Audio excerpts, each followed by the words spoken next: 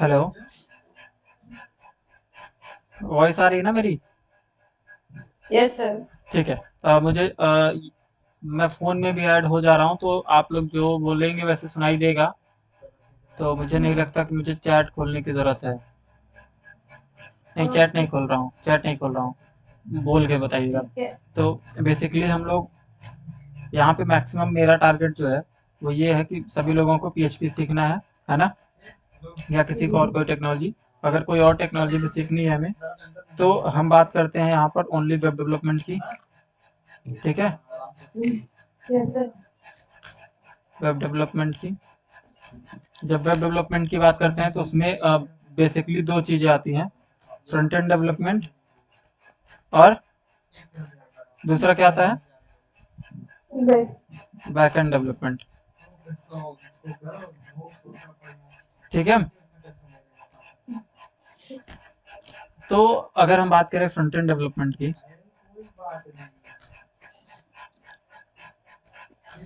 तो इसमें बेसिकली क्या क्या आता है, आप लोगों के माइंडसेट से बताइए क्या क्या होता है फ्रंट एंड डेवलपमेंट में।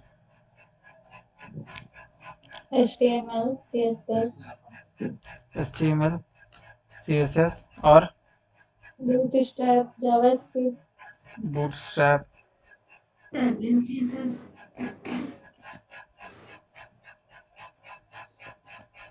बूटस्ट्रैप, अभी टैलविन ये भी बोलेंगे कि और कोई नहीं बोल रहा है। और जावास्क्रिप्ट। जेएस। और इसके अलावा कुछ और माइंड में है कि जो फ्रंट एंड डेवलपमेंट में होता है एग्जैक्टली? No sir. ठीक है।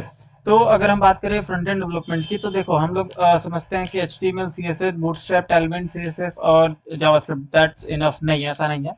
अगर हम फ्रंट एंड डेवलपमेंट की बात करते हैं तो उसमें रिएक्ट जेएस, ठीक है, next JS, next JS. Next और नेक्स्ट दो अलग अलग चीजें हैं, ठीक है।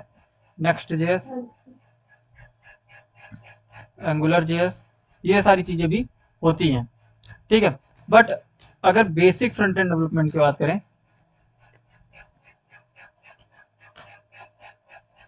बेसिक फ्रंट एंड डेवलपमेंट की बात करें, तो उसमें सबसे पहले होता है HTML, फिर होता है CSS और उसके बाद होता है JS ओनली।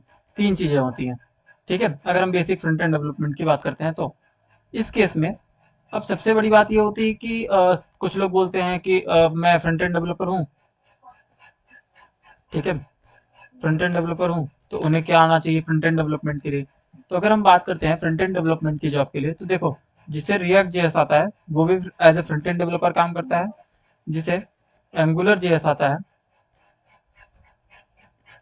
वो भी as a front end developer काम करता है।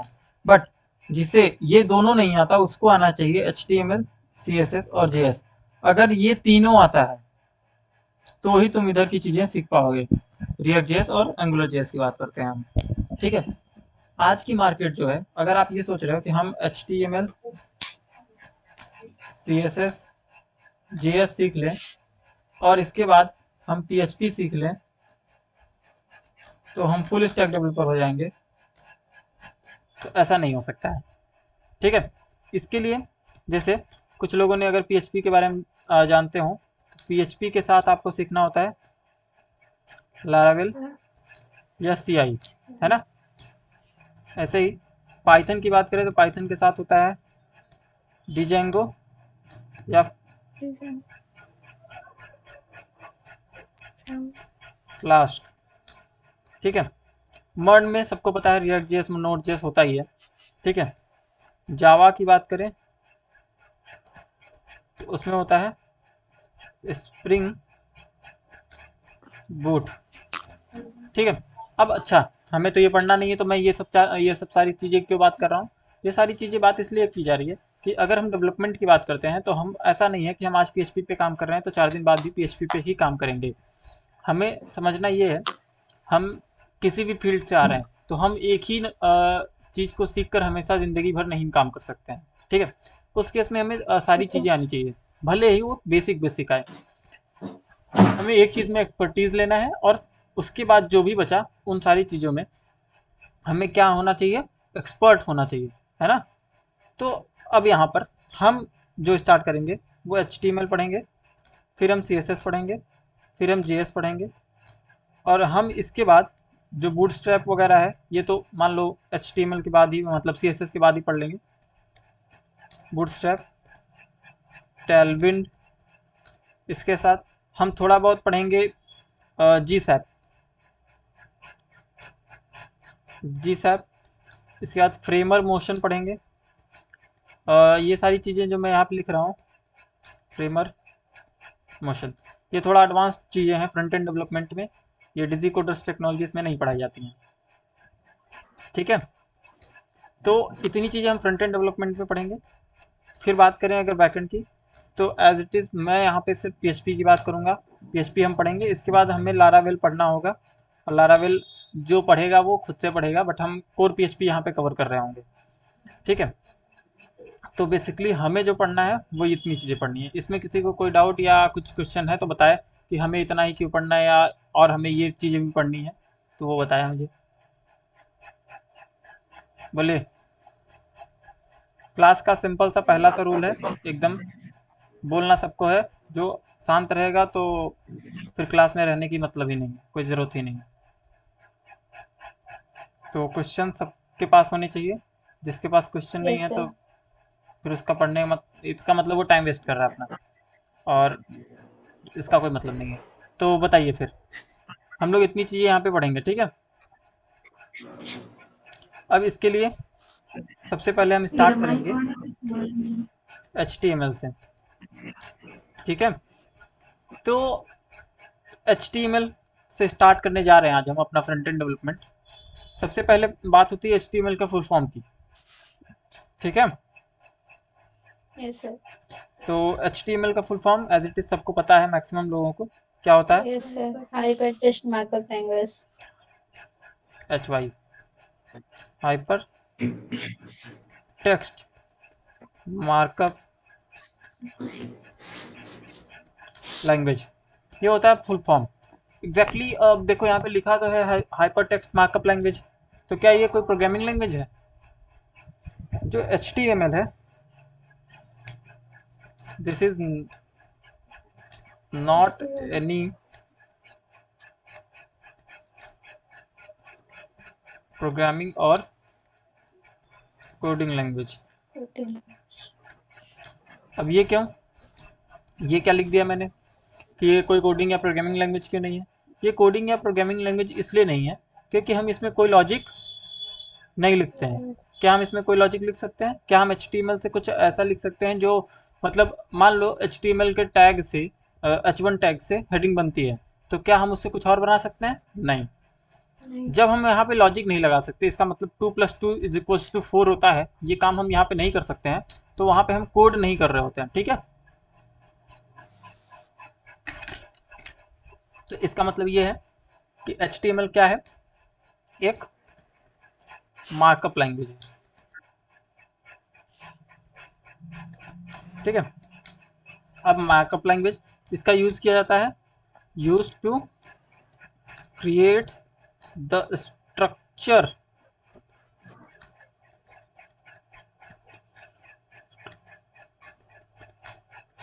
Of website.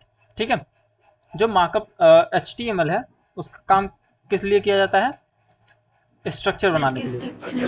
अब स्ट्रक्चर से मतलब सिंपल सा इतना है कि जैसे ये एक वेबसाइट खुली है अभी गूगल डॉक्यूमेंट की, है ना, तो अगर इसकी बात करें तो यहाँ पर जो सबसे ऊपर ये इधर टॉप में ये आइकन दिख रहा है, ठीक है, गूगल डॉक्स का, ये यहाँ पर ही होगा।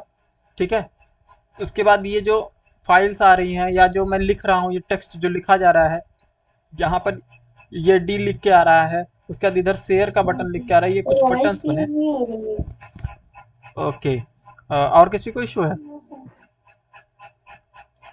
हेलो,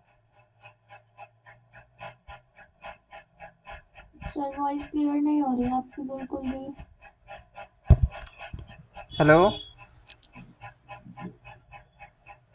सर अभी भी नहीं आ रही है। आपकी आवाज क्लियर नहीं आ रही है। ठीक है, अभी क्लियर है? Hello hello, hello hello. जी सर। ठीक है, तो हम बात कर रहे थे HTML की। तो HTML का फुल फॉर्म जो होता है वो हाइपर टेक्स्ट मार्कअप लैंग्वेज होता है। ये कोई प्रोग्रामिंग या कोडिंग लैंग्वेज नहीं है, ये एक मार्कअप लैंग्वेज है जिसका यूज़ किया जाता है वेबसाइट के स्ट्रक्चर को बताने के लिए। स्ट्रक्चर से मतलब बस इतना है कि जैसे हमारा बॉडी है, तो बॉडी में सर कहाँ पर है ये फिक्स्ड है, पैर कहाँ पर है ये फिक्स्ड है, हाथ कहाँ पर है ये फिक्स्ड है। ठीक है, चेहरे की बात करें तो चेहरे पर आंख कहाँ है, नाक कहाँ है, कान कहाँ है, ये फिक्स्ड है। इसी तरीके से वेबसाइट में कौन सा आइटम कहाँ पर होगा, कौन सा एलिमेंट कहाँ पर होगा, ये पहले से फिक्स्ड होता है, ये हम फिक्स्ड कर रखते हैं।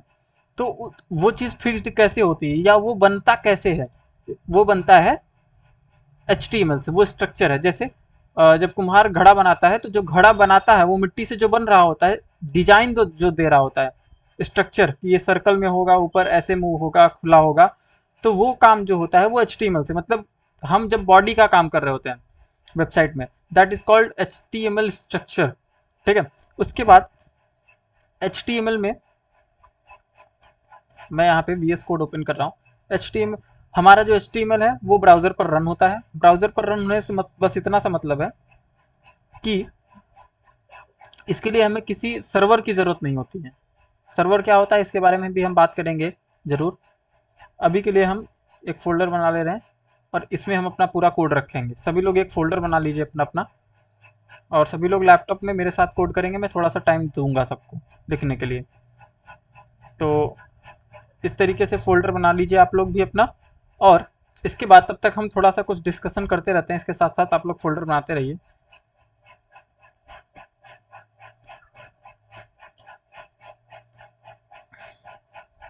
ठीक है, अब यहाँ पे डिस्कशन से मतलब इतना है कि हमने देखा HTML का फुल फॉर्म क्या होता है। उसके बाद HTML का जो है क्या देखा कि यूज़ किस लिए किया जाता है, स्ट्रक्चर बनाने के लिए।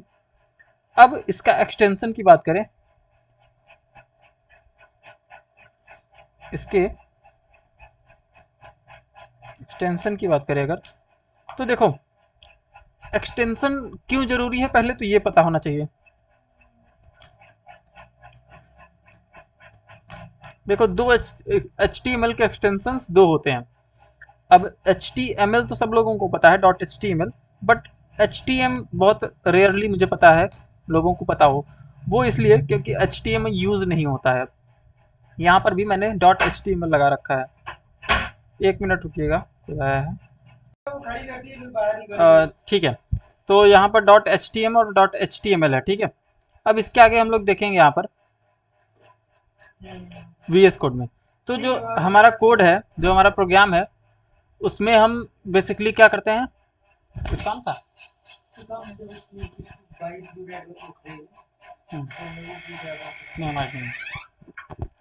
ठीक है, तो बेसिकली सॉरी कोई आ गया था। यहाँ पर अब हम आगे देखते हैं।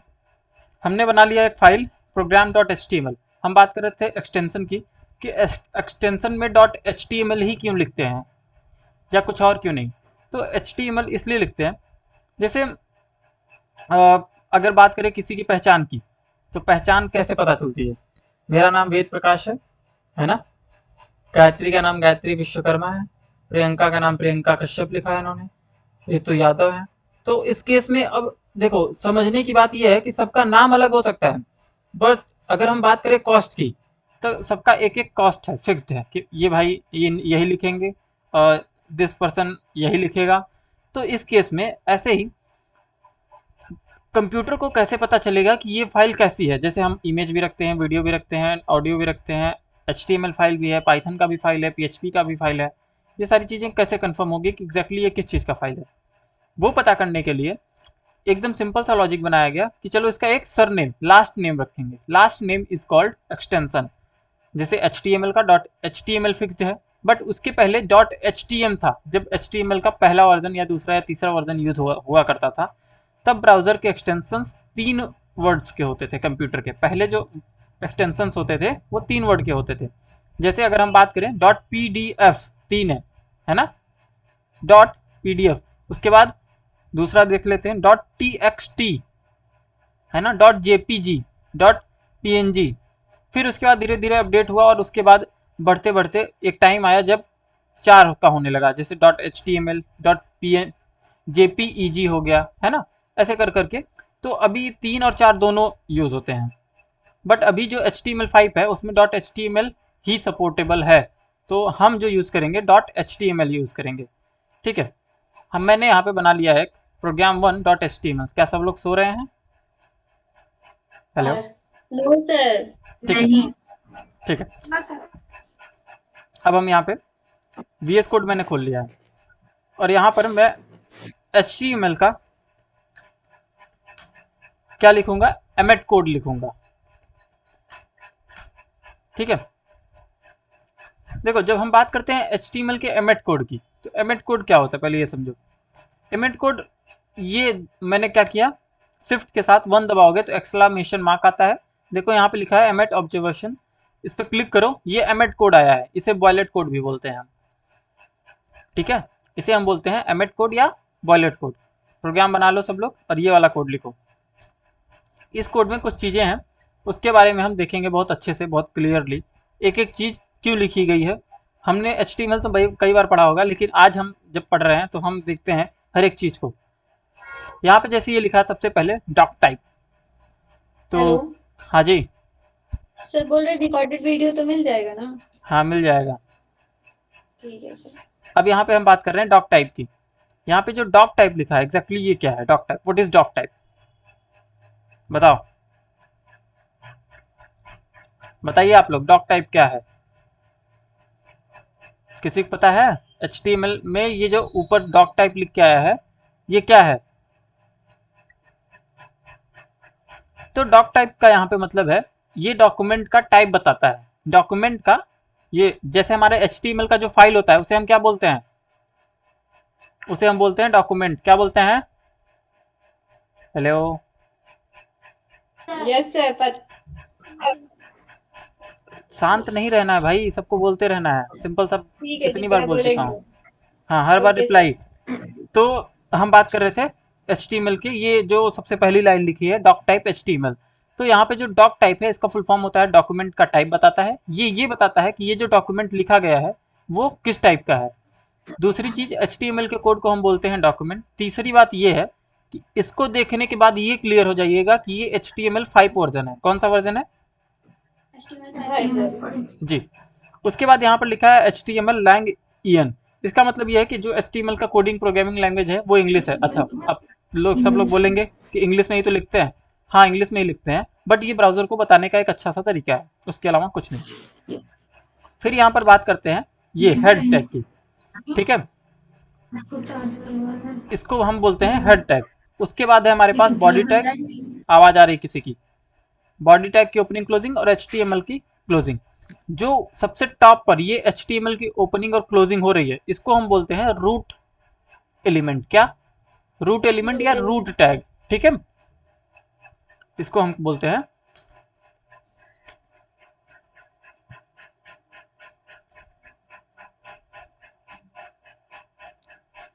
ओपनिंग टैग ऑफ HTML और रूट टैग। ठीक है, उसके बाद यहाँ पर हेड टैग। अब हेड टैग का सिंपल सा इतना मतलब है कि हेड टैग के अंदर जो भी होगा वो हमें डायरेक्टली नहीं दिखेगा, है ना। जैसे हमारे दिमाग में क्या है, ये क्या हमें दिखता है कभी, या सामने वाले को कभी दिख सकता है कि हमारे दिमाग में क्या चल रहा है? नहीं।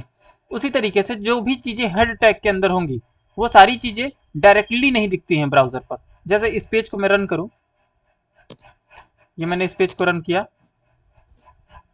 और ये हमारा पेज अभी रन होके आ रहा है, सिंपल सा एकदम, इसमें कुछ भी नहीं है ना। ये देखो, ये हमारा पेज रन होके आ रहा है और इसमें कुछ भी ओपन नहीं, क्योंकि हमने कुछ भी नहीं लिखा है। तो जो भी चीजें हेड टैग के अंदर होती हैं वो कभी भी हमें डायरेक्टली ब्राउजर पे नहीं दिखेंगी। मतलब हमारी वेबसाइट में हेड टैग के अंदर लिखी हुई चीज नहीं दिखती कभी भी, ओनली एक चीज को छोड़कर। यहाँ पर एक टैग है टाइटल टैग। टाइटल टैग हमेशा ये बताता है कि ये पेज का टाइटल क्या है, ये पेज किस चीज से रिलेट कर रहा है, शॉर्ट फॉर्म में एकदम जल्दी से समझ जाए कि ये क्या है। जैसे मैं यहाँ लिख दूं लर्न HTML, बस सिंपल सा। यहाँ पे देखो टॉप में, ब्राउजर में यहाँ टॉप में यहाँ लिख के आ रहा है लर्न HTML, है ना। ये हमें ये बताता है कि ये जो पेज है वो किस चीज़ से रिलेटेड है। जैसे यहाँ पर हमारा ये वाला में आ रहा है अनटाइटल्ड डॉक्यूमेंट गूगल डॉक्स, है ना। ऐसे यहाँ पर हम होवर करेंगे, थोड़ी देर वेट करेंगे तो हमारे वाले पे भी आएगा लर्न HTML करके, ठीक है ना। तो ये हमारा जो होता है टाइटल होता है। अब इसके बाद मेन चीज़ हम जो देखने जा रहे हैं वो ध्यान देना सब लोग। Important question for the interview purpose पहला है, हेड टैग के अंदर कितने टैग हैं जो यूज किए जाते हैं, ठीक है। क्या हेड टैग के अंदर कितने टैग हैं जो यूज किए जाते हैं। मैं यहाँ लिख रहा हूँ, tags inside the head tag. पहला है मेटा टैग, ठीक है, जो आप लोग लगाते हो उसमें, किसमें, CRM में, है ना। Meta tag. दूसरा है सबसे अच्छा एग्जाम्पल। बेस टैग, ठीक है, दूसरा है बेस टैग। उसके बाद है स्क्रिप्ट टैग। इन सब टैग के बारे में हम देखेंगे, इन टैग का क्या यूज है एग्जैक्टली। उसके बाद है नो स्क्रिप्ट टैग, ठीक है, इसमें किसी को कोई चीज ना समझ में आए तुरंत पूछिएगा। उसके बाद है हमारे पास टाइटल टैग, ठीक है, 3 हो गया, 1 2 3 4 5, 5 हो गए। उसके अलावा है लिंक टैग, ठीक है, उसके अलावा है स्टाइल टैग,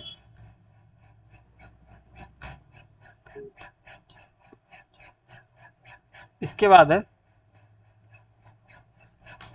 कमांड टैग, ठीक है। ये कुछ टैग्स हैं। अब इन टैग को मैं यहाँ पर यूज करूंगा। तो सबसे पहले अगर मैं बात करूं मेटा टैग की, तो देखो मेटा टैग जो होता है,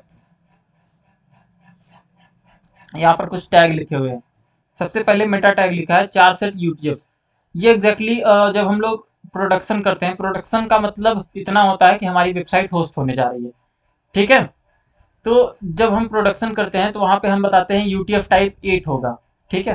अभी ये थोड़ी सी चीज़ें, ये थोड़ा कॉम्प्लेक्स होगा आप लोगों के लिए, ये क्या लिखा हुआ है। इन दोनों चीज़ों को अभी के लिए मैं हटा दे रहा हूँ। इस चीज़ को समझते हैं, बहुत आराम से समझ में आएगा। मेटा टैग है, यहाँ पे बता रहा है इसका नेम है व्यू पोर्ट, और कंटेंट की विड्थ बता रहा है कि डिवाइस की जितनी विड्थ हो उतना ले लेना, समझ गए।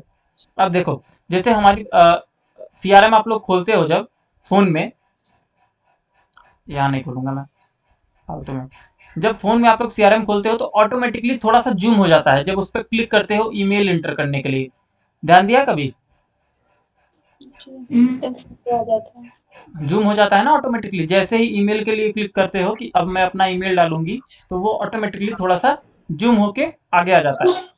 वो होता है उसका initial width, sorry initial scale जो होता है 1.0 होता है, ठीक है। तो ये डिवाइस के हिसाब से अपने आप को एडजस्ट करता है। अगर इंटरव्यू में पूछा गया कि वो कौन सा टैग है जो रिस्पॉन्सिवनेस के लिए यूज किया जाता है, तो कौन सा टैग है।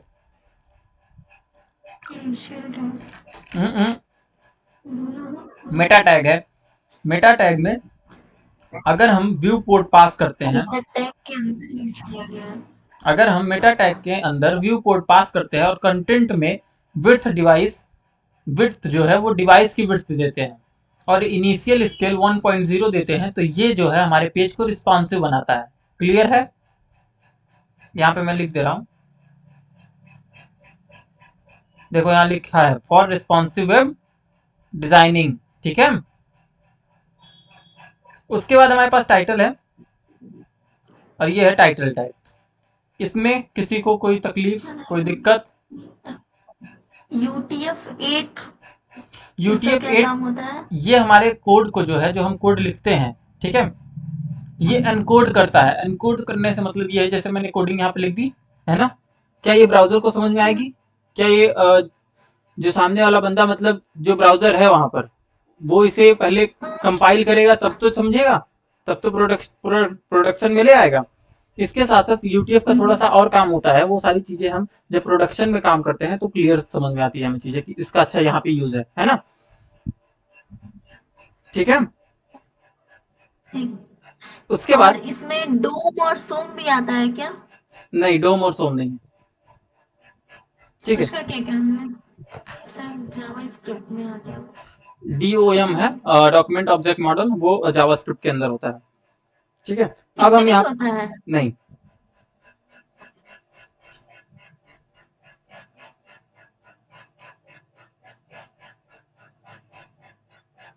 अब हम आगे देखेंगे।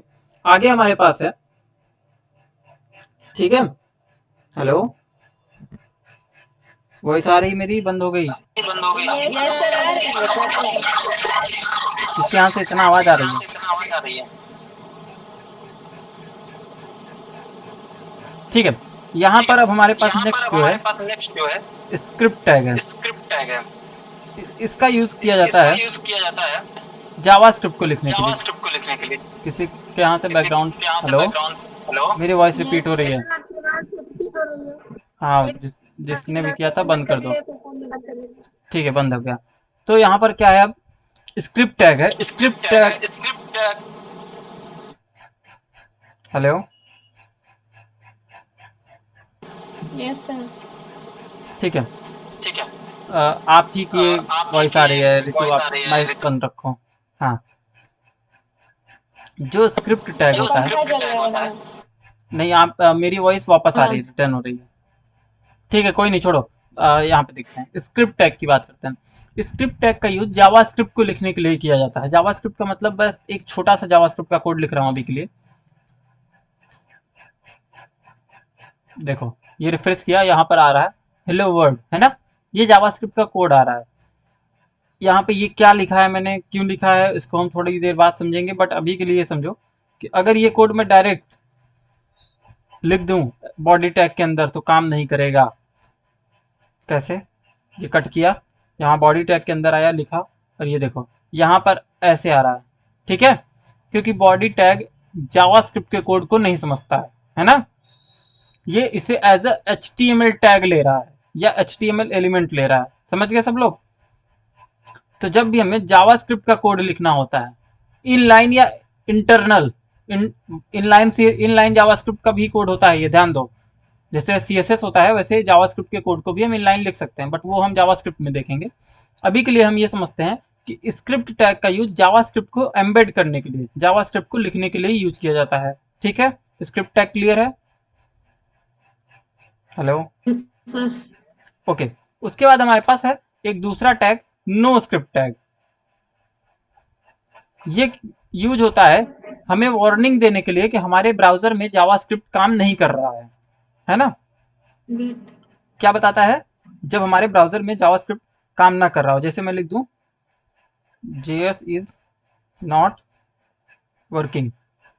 देखो मैंने यहाँ पे रिफ्रेश किया, अभी जावास्क्रिप्ट काम कर रहा है ना मेरी वेबसाइट में, मेरे इस पेज में जावास्क्रिप्ट काम कर रहा है ना। Hello hello, yes sir. अगर जावास्क्रिप्ट काम कर रहा है तो इसका मतलब है ये चीज चल रही है। अगर ये नहीं आएगा तो ये वाला आएगा। मतलब ध्यान दो, बहुत सिंपल सा लॉजिक है कि स्क्रिप्ट टैग अगर नहीं चलेगा तभी नो स्क्रिप्ट टैग चलेगा। वो क्यों? क्योंकि अगर मान लो कुछ लोग ऐसे होते हैं जो अपने ब्राउजर में जावास्क्रिप्ट को डिसेबल्ड करके रखते हैं। डिसेबल्ड करने से मतलब है बंद करके रखना। तो जब जावा, और हमारी वेबसाइट में मैक्सिमम वेबसाइट आज की डेट में ऐसी है जिसमें जावास्क्रिप्ट की ज़रूरत होती है, तो फिर ये कैसे होगा? तो इसलिए हम लगाते हैं नो स्क्रिप्ट टैग। ये नो स्क्रिप्ट टैग हर वेबसाइट में लगा होना चाहिए, और इसके अंदर हम ये बोलते हैं कि भाई जावास्क्रिप्ट इनेबल कर लो वरना हमारी वेबसाइट सही से नहीं चलेगी। ठीक है, क्लियर? ठीक है, अभी मैं एक थोड़ा सा शॉर्ट एग्जांपल दिखा रहा हूँ आप लोगों को कि जावास्क्रिप्ट इनेबल नहीं होगा, मतलब जब जावास्क्रिप्ट नहीं चलेगा तभी ये वाला कोड आएगा। अभी तो देखो जावास्क्रिप्ट चल रहा है तो इसलिए ऊपर वाला आ रहा है, सही चल रहा है ना। इतना कोड में किसी को कोई दिक्कत है? नहीं। ठीक है, यहाँ पे मैं सेटिंग में आऊंगा, मैं यहाँ पे लिखूंगा जावास्क्रिप्ट।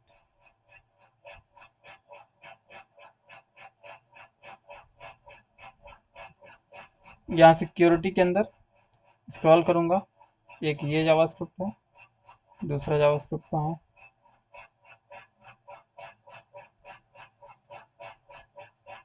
ठीक है, यहाँ नीचे आऊंगा, यहाँ देखो लिखा है जावास्क्रिप्ट ना, इस पे जाऊंगा। यहाँ पे मैंने क्या किया, ये लिखा है देखो, don't allow site to use JavaScript, है ना। मैंने इसे अभी के लिए कर दिया है बंद, और अब मैं रिफ्रेश कर रहा हूँ तो देखो हमारा जावास्क्रिप्ट वाला ये वाला कोड नहीं चल रहा है। तो कौन सा कोड चल रहा है? तो चल रहा है JavaScript is not working, not working. ये वाला कोड चल रहा है। ये होता है नो स्क्रिप्ट टैग। जब जावास्क्रिप्ट नहीं चलेगा तुम्हारी वेबसाइट में तो ये लिख के आएगा कि भाई जावास्क्रिप्ट नहीं चल रहा है, तुम जावास्क्रिप्ट चला दो, नहीं तुम्हारी वेबसाइट सही से नहीं चलेगी। ठीक है, मैं वापस से इसे इनेबल कर रहा हूँ। ये वाला प्रोग्राम आप लोग लिख लो फटाक से, सभी लोग।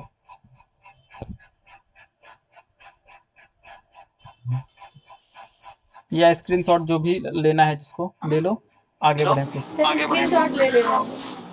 ठीक है, गायत्री मैम आप इसका स्क्रीनशॉट लीजिए, मैं सारे कोड कल देखूंगा। अगर आपके लैपटॉप में नहीं होगा तो नेक्स्ट क्लास आप में नहीं रहेंगी। सर मेरे में VS कोड नहीं है, वो डाउनलोड है, कल करेंगे। ठीक है, कोई दिक्कत नहीं, VS कोड नहीं है जिसके में वो नोट पैड भी कर सकता है। नोट पैड ओपन किया है। अच्छी बात है। ठीक है, तो मेरे हिसाब से कोई लिख रहा है कि स्क्रीनशॉट ले रहे हैं? सर स्क्रीनशॉट ले रहा हूँ।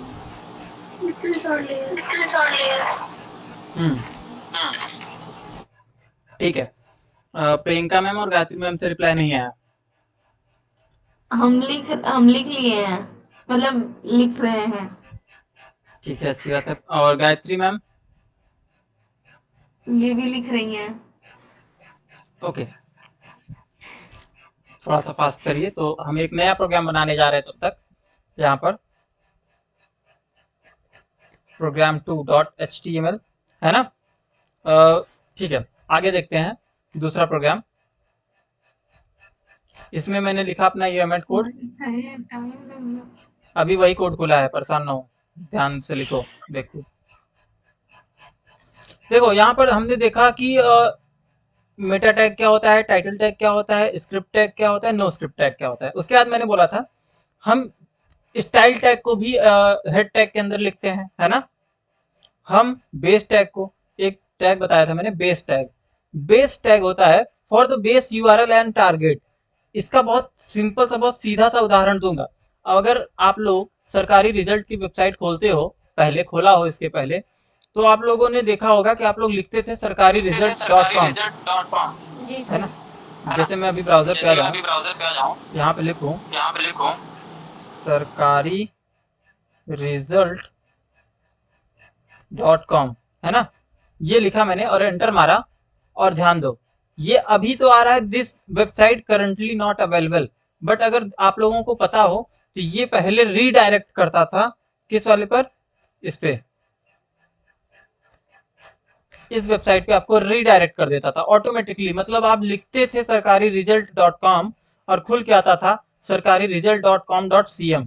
इसका मतलब ये होता है कि इसका बेस URL किसी ने चेंज कर रखा है। बेस URL में जो आप दोगे वही आपका बेस URL, मतलब फिक्स्ड URL होगा। जैसे हम डिजिकोडर्स की वेबसाइट को होस्ट जब करते हैं तो हम लिखते हैं कि इसकी बेस URL है thedigicoder.com और दूसरा बेस URL लिखते हैं digicoders.in। वैसे ही जब आपका जो वेबसाइट होस्ट होगा उसका, मान लो कि अगर मैं एक वेबसाइट होस्ट कर रहा हूँ, उसका नाम है html.com, तो उसका बेस URL मैं जरूर लिख दूंगा उसमें। वो क्यों? ताकि अगर कोई बंदा गलत चीज टाइप कर रहा है और मेरी वेबसाइट का SEO अच्छा हुआ है तो वो रीडायरेक्ट करे मेरी वेबसाइट पे डायरेक्ट। ठीक है, बेस URL में किसी कोई दिक्कत? इसके साथ कमांड होता है, कमांड टैग का यूज अब नहीं किया जाता है। ठीक है, इसका यूज पहले किया जाता था कमांड के लिए। फिर हमारे पास है लिंक टैग। लिंक टैग का यूज स्टाइल को ऐड करने के लिए या बाहर से किसी चीज को, एक्सटर्नल, ध्यान दो, एक्सटर्नल रिसोर्स को ऐड करने के लिए किया जाता है। इसके साथ साथ स्क्रिप्ट टैग को दो तरीके से यूज कर सकते हैं हम। मैं ऊपर कर दे रहा हूं इसे, ये देखो, स्क्रिप्ट टैग को दो तरीके से यूज कर सकते हैं। एक तो इंटरनल जावास्क्रिप्ट लिखकर, दूसरा एक्सटर्नल जावास्क्रिप्ट, यानी कहीं और जावास्क्रिप्ट लिखा हो उसको यहाँ पर SRC के अंदर उसका पाथ देकर उसे ऐड कर दें। ठीक है, इतना क्लियर है? इतना क्लियर है सबको? सर एसआरसी में तो इमेज नहीं, एसआरसी के अंदर इमेज नहीं देते हैं। एसआरसी का फुल फॉर्म होता है सोर्स। इसका फुल फॉर्म होता है एसआरसी इज स्टैंड फॉर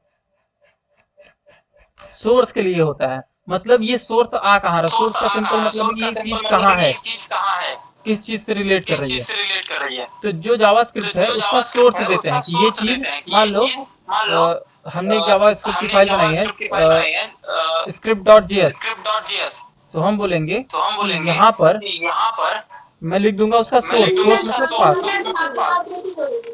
हाँ, किसी ने माइक खोल रखा है, मे बी रितु। हाँ, जब आप लोगों को बोलना हो अपना माइक अनम्यूट करो, बोलो, बंद कर दो, सिंपल। ठीक है, तो यहाँ पर हम सोर्स में हमेशा पाथ पास करते हैं। ठीक है, वैसे ही एचआरईएफ का भी एक फुल फॉर्म होता है, क्या होता है, कोई बताएगा?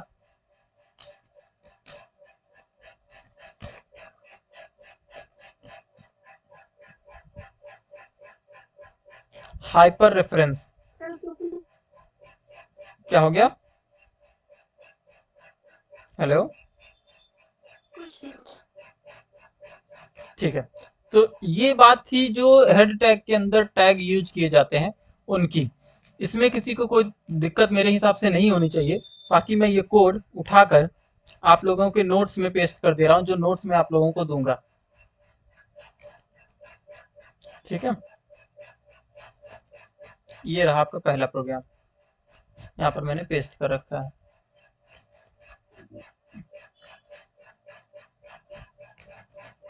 चलो, अब हम बात करेंगे अपने दूसरे प्रोग्राम की। प्रोग्राम नंबर 2 में आए हम। तो इसमें ध्यान देने वाली बात यह है कि हमने अभी तक देखा कि हेड टैग के अंदर कौन कौन से टैग यूज किए जाते हैं। ठीक है, वो उन टैग का क्या यूज है। अब यहाँ पर हमें देखना है कि HTML का जो टैग्स हैं एग्जैक्टली वो कौन कौन से हैं। तो HTML में दो टाइप्स के टैग हैं। पहला है सेमेंटिक टैग्स, ठीक है। दूसरा है नॉन सेमेंटिक टैग्स। ठीक है, कौन कौन से? सेमेंटिक टैग्स और non semantic tags. Semantic tags वो टैग्स होते हैं जो अपने नाम से अपने काम का पता देते हैं। क्लियर है इतना?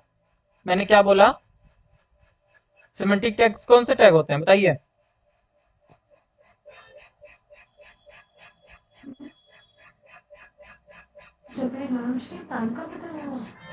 यही बात आप तेज बोल सकती हैं मैम। क्या बोला आपने? सेमेंटिक टैग्स कौन से टैग होते हैं? हेलो,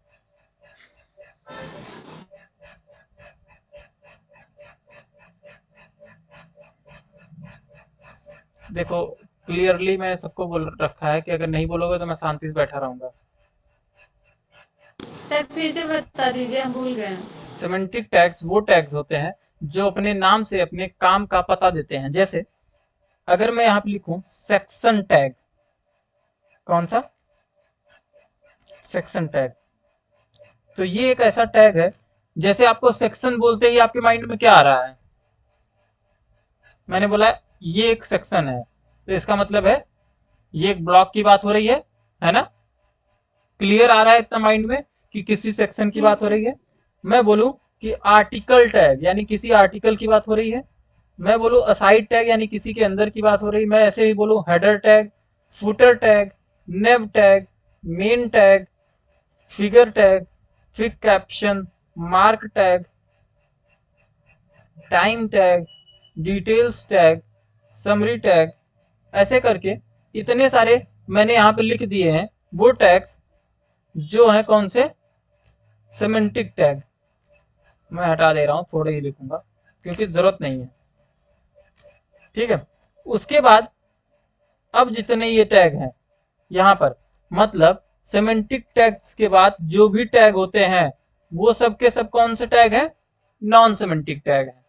कितने टाइप के टैग पढ़े हमने? दो टाइप्स के टैग पढ़े। पहला सेमेंटिक टैग जिसमें HTML section tag, article tag, aside tag, header tag, main tag, nav tag, footer tag, ये सारे टैग थे, है ना। ठीक है। उसके बाद हमने पढ़ा non semantic yes sir tag. समझ आ गया। जो नॉन सिमेंटिक टैग होते हैं उनके नाम से उनके काम का पता नहीं चलता है। जैसे डिव टैग, क्या डिव से कुछ पता चल रहा है? Span tag, B tag, U tag, I tag, कुछ नहीं पता चल रहा है। एक नाम है तो चलो स्ट्रॉन्ग टैग लिखा है, पर इसका काम ही उल्टा है। स्ट्रॉन्ग का मतलब होता है मजबूत, पर यहाँ पे स्ट्रॉन्ग का मतलब डार्क है, कि ये कितना डार्क, कितना बोल्ड दिखेगा, है ना। तो इसलिए इन टैग को हम बोलते हैं, दो टाइप्स के हमने टैग देख लिए, सिमेंटिक टैग्स और नॉन सिमेंटिक टैग्स। इसमें किसी को कोई तकलीफ? No sir. ठीक है। HTML में नो कमेंट सर। लिखने के लिए हमें ये इस तरीके से लिखना होता है। अब इसके अंदर हम जो लिखेंगे वो HTML कमेंट होता है। कमेंट बहुत बड़ी चीज होती है। हम लोग जब भी कोडिंग करते हैं तो उसमें कमेंट लिखना जरूरी होता है। कमेंट लिखना जरूरी क्यों होता है? ताकि आपके बाद जो भी प्रोग्रामिंग करे, जो भी कोडिंग करे, वो समझ पाए कि आपने ये चीज क्यों लिखी थी, ये लाइन ऑफ कोड क्यों लिखा था। हमने देखा सिमेंटिक और नॉन सिमेंटिक टैग। यहाँ पर मैं लिखूंगा सिमेंटिक टैग। क्या लिखूं डेफिनेशन में?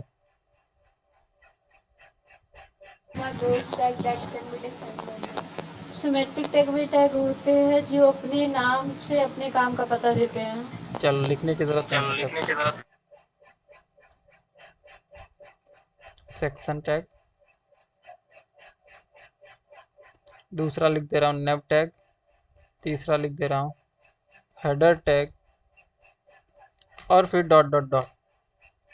दूसरा है हमारे पास नॉन सिमेंटिक टैग।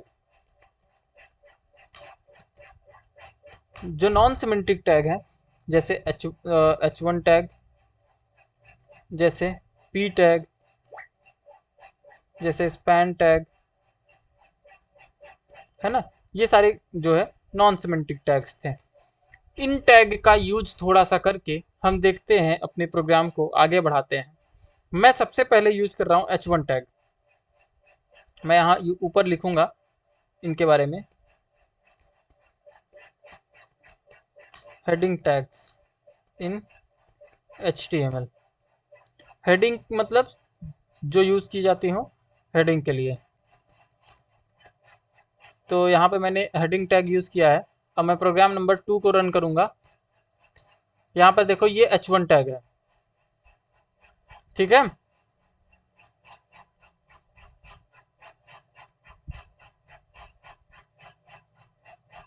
फिर मैंने लिखा H2 टैग, देखो।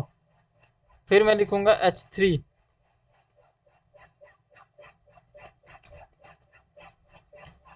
H4,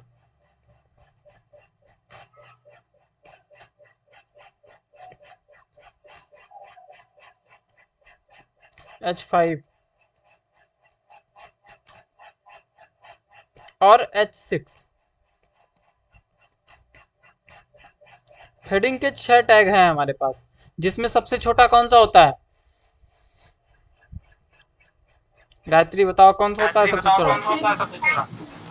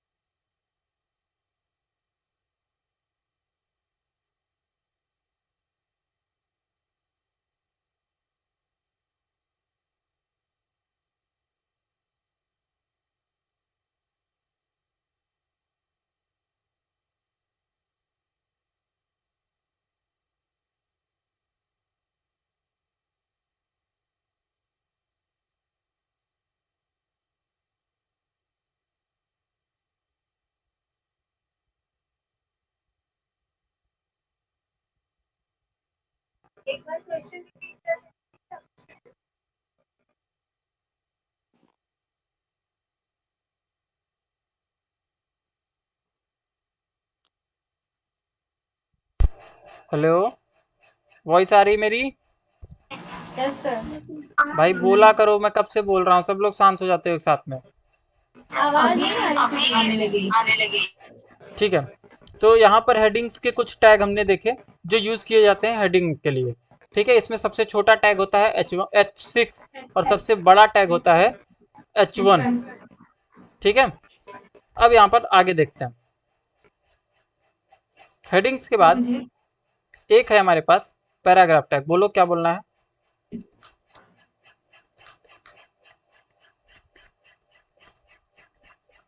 ठीक है, यहाँ पर है हमारे पास एक पैराग्राफ टैग।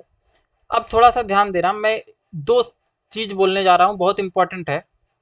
ये जो टैग मैंने लिखे हैं, है ना, क्या इन्होंने मुझसे कोई स्पेस मांगा, मतलब मैंने क्या कोई लाइन ब्रेक दिया है इसके बीच में? नहीं ये ऑटोमेटिकली एक लाइन ब्रेक लेकर आ रहे हैं, है ना। यहाँ पर देखो, इसके बाद ये इधर नहीं गया, दूसरी लाइन में, ये तीसरी लाइन में, ये चौथी, पांचवी, छठी। ऐसे ही देखो, पैराग्राफ का मैं एक और टैग लिखने जा रहा हूँ, P tag. This is new paragraph tag. ठीक है, देखो ये भी दूसरी लाइन में आ गया। अच्छा, एक सिमिलरिटी है सब में। पहला काम तो ये दूसरे लाइन में आ रहे हैं, नेक्स्ट लाइन में आते जा रहे हैं, सब आ रहे हैं ना। इसके साथ साथ ये दोनों एक दूसरे के बीच में एक लाइन का गैप दे रहे हैं। यहाँ पर देखो, ये भी और यहाँ तक पी टैग भी दूसरी लाइन में तो आ ही रहा है, उसके साथ साथ एक लाइन का गैप दे रहा है। क्या कोई बताएगा ऐसा क्यों हो रहा है? क्या कोई बताएगा मुझे कि ऐसा क्यों हो रहा है?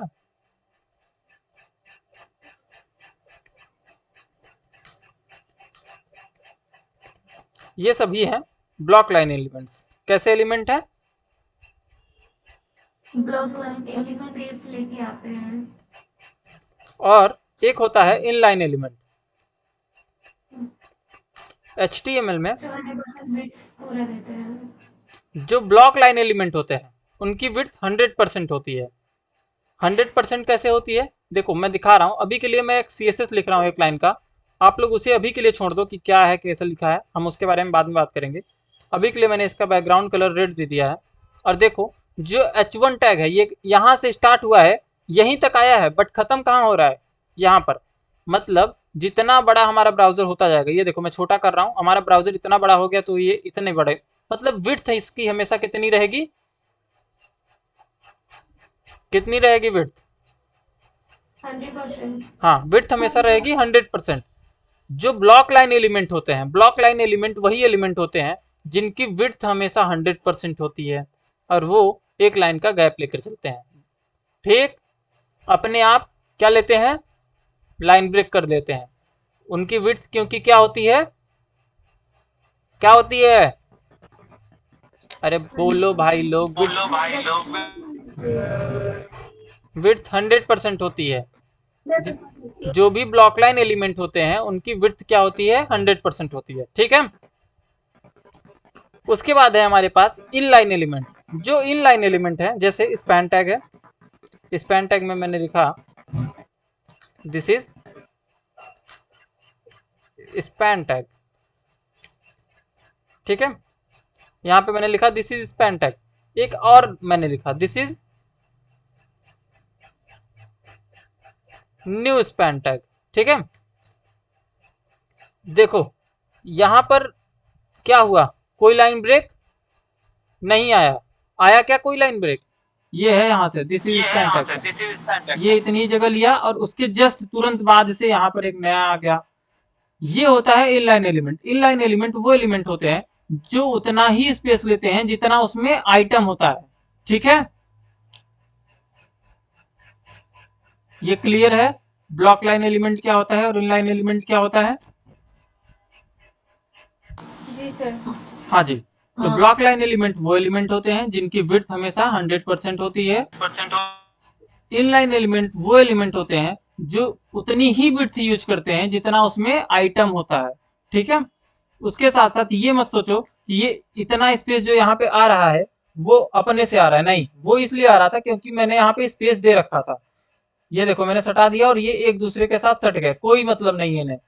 जब स्पेस, एक space, only single space count होता है, मतलब मैं ये एक स्पेस दूंगा एक स्पेस आ जाएगा। उसके बाद तुम इतनी स्पेस दे दो, कोई मतलब नहीं है, वो उतनी ही रहेगी। HTML में कितना स्पेस बाय डिफॉल्ट काउंट होता है बताओ, कितना स्पेस काउंट होता है बाय डिफॉल्ट में? हेलो, नहीं पता सर। सिंगल स्पेस, अभी बताया है। HTML में by default single space count होता है। अभी दिखाया ना मैंने, एक स्पेस दिया तो काउंट हुआ, उसके बाद हम स्पेस दे रहे थे तो क्या वो स्पेस ले रहा था? नहीं। नहीं। तो जो HTML है वो एक स्पेस एक्सेप्ट करता है, उसके बाद से कोई स्पेस नहीं ले सकता। तो उसके बाद से स्पेस कैसे देते हैं उसके बारे में भी बात करेंगे थोड़ी देर बाद। अभी हमने दो चीजें देखी, क्या क्या? कोड लिखते रहो जिसको लिखना है। पहला देखा ब्लॉक लाइन एलिमेंट, दूसरा देखा इनलाइन एलिमेंट। तो ब्लॉक लाइन एलिमेंट वो एलिमेंट होते हैं जिनकी विड्थ कितनी होती है, 100% होती है। ये हमें अब चूंकि विड्थ 100% होती है, इसीलिए इन्हें नेक्स्ट लाइन में आना पड़ता है, क्योंकि जब बगल में जगह नहीं है तो बगल में कोई दूसरा खड़ा हो सकता है नहीं, तो वो कहाँ खड़ा होगा, मेरे पीछे, है ना। इसी तरीके से जो ब्लॉक लाइन एलिमेंट होते हैं वो हमेशा 100% विड्थ लेकर चलते हैं। उसके बाद आता है इनलाइन एलिमेंट। जो इनलाइन एलिमेंट होता है वो उतना ही स्पेस लेता है जितना उसको जरूरत होती है, ठीक है, वो ज्यादा स्पेस नहीं लेता है, मतलब वो 100% विड्थ नहीं लेता है। इतना क्लियर है? Yes sir. हाँ।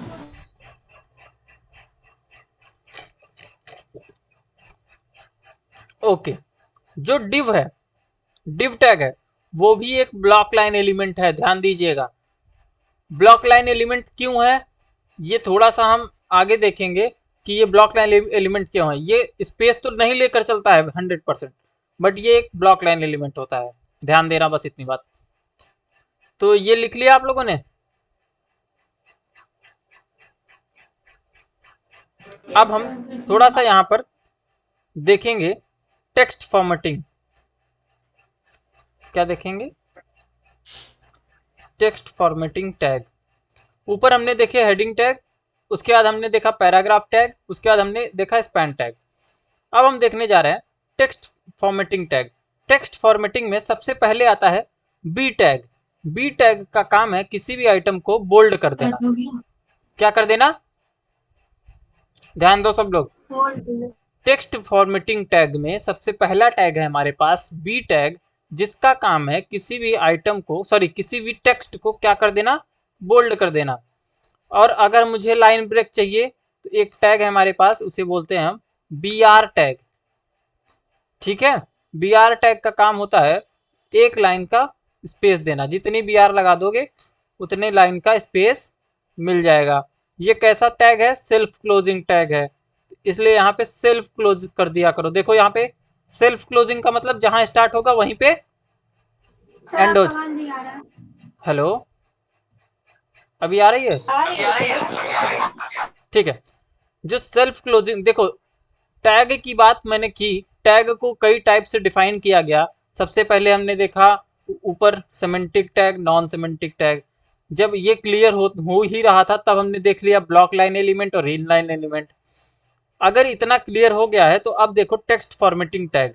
टेक्स्ट फॉर्मेटिंग टैग में सबसे पहला टैग है हमारे पास बी टैग। बी टैग का मतलब होता है बोल्ड टैग। ये किसी भी टेक्स्ट को बोल्ड कर देता है। यहाँ पर देखो जो नॉर्मल टेक्स्ट थे वो ये थे, लेकिन जो बी टैग के अंदर लिखा है वो बोल्ड होके आ रहा है। बोल्ड है ना, थोड़ा डार्क लिखा है, देखो यहाँ पर, है ना। उसके बाद हमारे पास मैंने लिख दिया है B R tag. B R tag का काम होता है एक लाइन का स्पेस देना। जितनी बार आप बी आर लिखोगे उतने लाइन का आपको स्पेस मिलता जाएगा। बी आर टैग एक सेल्फ क्लोजिंग टैग है, ठीक है, जो कि जहां स्टार्ट होता है वहीं पर क्लोज हो जाता है। बी आर टैग के बाद हमारे पास दूसरा टैग है स्ट्रॉन्ग टैग। कौन सा टैग?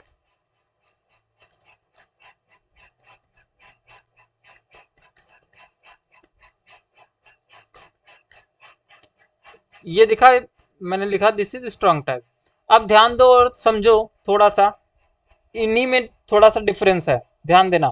मैंने सबसे ऊपर लिखा है B tag, this is bold tag. Clear है ये? Hello. Yes sir. B tag का काम क्या है गायत्री?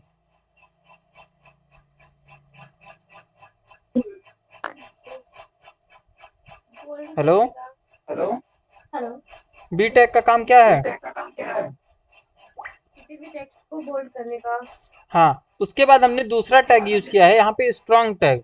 जो स्ट्रॉन्ग टैग होता है उसका काम क्या होता है? वो भी टेक्स्ट को बोल्ड करता है।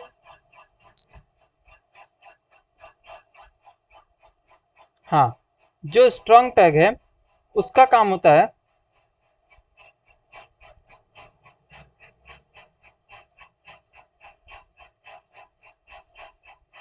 एक मिनट, अभी आधे घंटे और क्लास चलेगी। माधुरी मैम हैं क्लास में कि चली गई?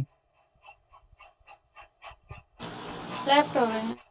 ओके, पूछ रही हूँ।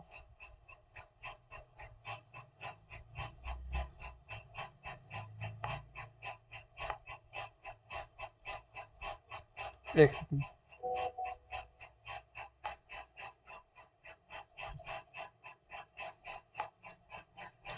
हाँ जी, तो जैसे हमने बी टैग देखा, बी टैग का काम होता है बोल्ड बोल्ड करना किसी चीज को।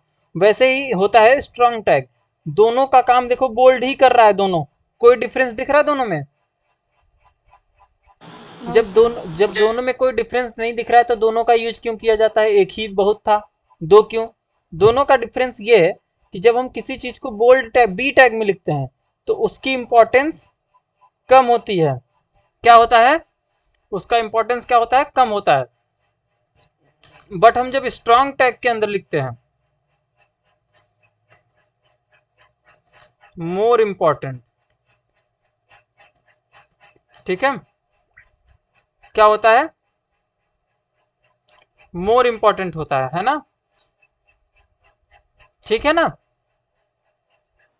Yes sir. तो इसलिए जब हम स्ट्रॉन्ग टैग के अंदर कोई भी, जब हमें ऐसा कोई चीज हो जो इंपॉर्टेंट हो और उसे बोल्ड लिखना हो तो हमें उसे लिखना चाहिए किस टैग के अंदर? बी टैग के अंदर। ठीक, उसके बाद हमारे पास है आई टैग। आई टैग का काम क्या होता है? इटैलिक करना थोड़ा सा किसी चीज को। देखो यहाँ पर नेक्स्ट लाइन में आ रहा है, दिस इज इटैलिक टैग, मैंने लिखा है आई टैग। इसका काम होता है किसी भी चीज को इटैलिक करना, थोड़ा सा तिरछा कर देना, है ना? इसके बाद जस्ट बाद होता है ईएम टैग, है ना? क्या होता है? EM tag. ईएम का फुल फॉर्म होता है एम्फेसाइज्ड। क्या होता है? रिपीट करो मेरे साथ सब लोग, ईएम का फुल फॉर्म क्या होता है? Emphasize. Hello hello hello. Yes sir. EM का फुल फॉर्म होता है एम्फेसाइज। तो ईएम टैग का काम है सेम, ये भी वही काम करता है, थोड़ा सा तिरछा लिखा है दोनों में। देखो एम्फेसाइज टैग में भी तिरछा है और आई टैग में भी तिरछा है, बट इसकी इंपॉर्टेंस क्या होती है? लेस होती है, कम इंपॉर्टेंट होता है। ठीक है, आई टैग डायरेक्टली ज्यादा इंपॉर्टेंट होता है और ईएम टैग कम इंपॉर्टेंट होता है। ठीक है ना? क्लियर है? Yes sir. उसके बाद हमारे पास है यू टैग। ध्यान दो, यूएल टैग और यू टैग दोनों अलग हैं, है ना? मैंने यहां पे लिखा है यू टैग। ठीक है, इसका काम होता है अंडरलाइन लाने के लिए। ये देखो टेक्स्ट के नीचे क्या आ रहा है? अंडरलाइन, इस तरीके से। तो जब हम यू टैग लिखते हैं तो वो उसका काम होता है अंडरलाइन करना किसी आइटम को। ऐसे ही हमारे पास है स्मॉल टैग।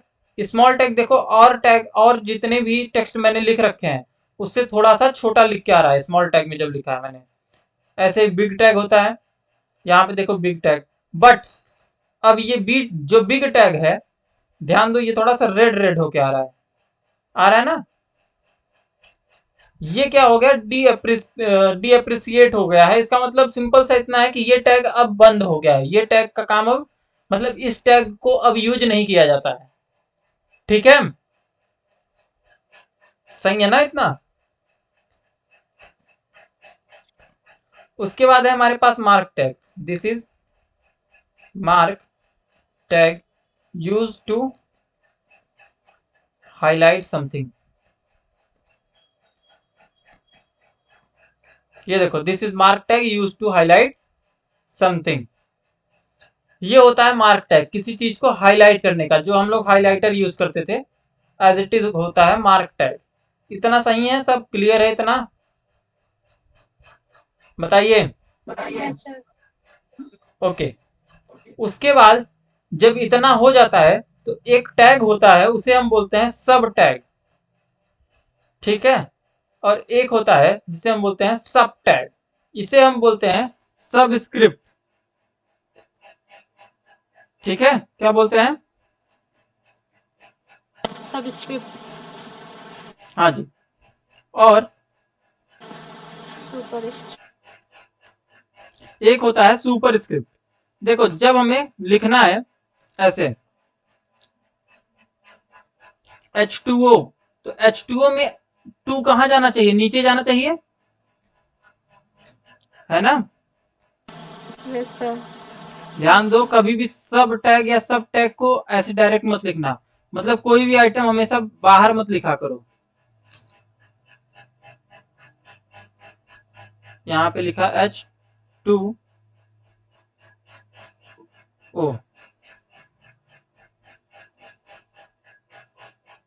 क्या हो गया? ओके, किसी को एरर मिल रहा है? क्या एरर है? क्या किसी को कोई एरर मिल रहा? यहाँ पे एरर क्या आ रही है?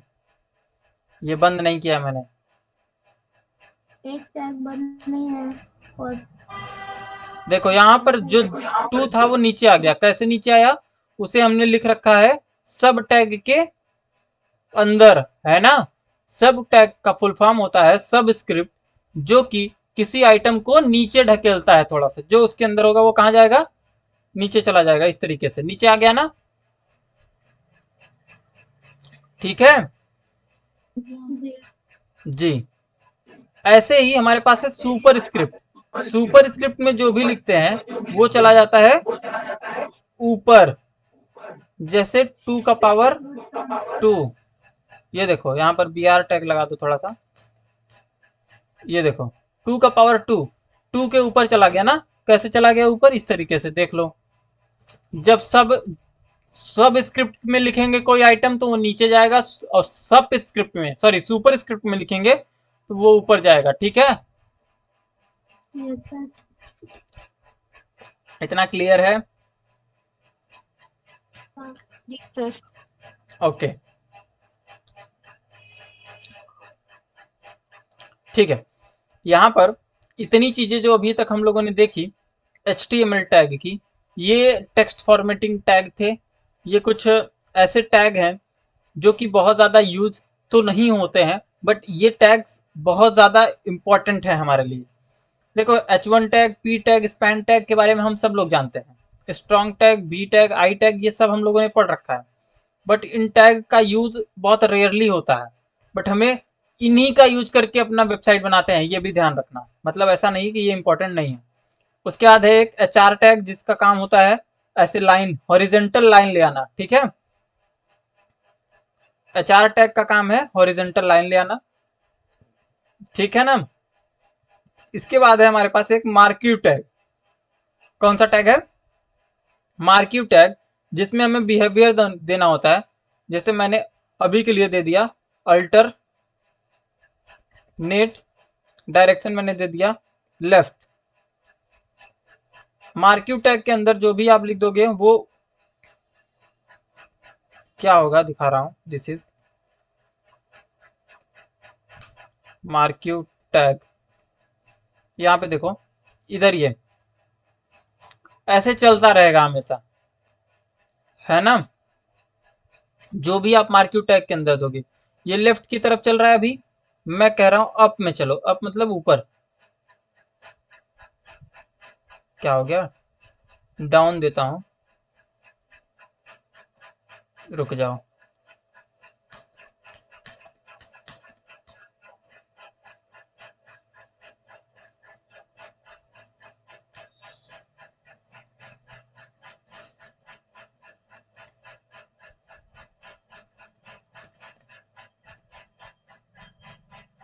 ठीक है, यहाँ पे मैंने दिया डाउन। देखो अभी क्या हो रहा है, डाउन की तरफ चल रहा है।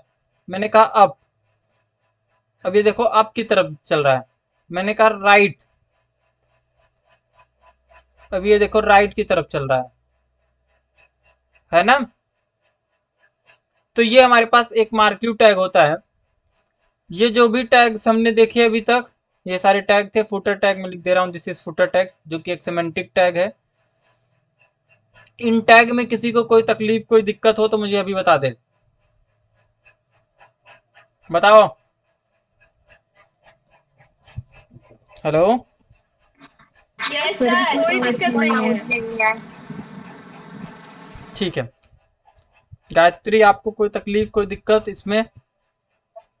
नहीं। कुछ ना ऐसा हो जो समझ में ना आया हो, बता दो मुझे अभी। यहाँ पर हमने टेक्स्ट फॉर्मेटिंग टैग देखा है, हेडिंग टैग देखे हैं, सिमेंटिक टैग्स देखा है, नॉन सिमेंटिक टैग्स देखे हैं। ठीक है, ये जो भी चीजें आज हमने देखी है, मैं उन सब चीजों को यहाँ पर लिख दे रहा हूँ। इसके आगे हम कल देखेंगे। पीडीएफ ओके में सर। पीडीएफ में नहीं मिलेगा, आप लोगों को एक लिंक दूंगा जिसमें आपको सारी क्लासेस की लिंक मिलेंगी और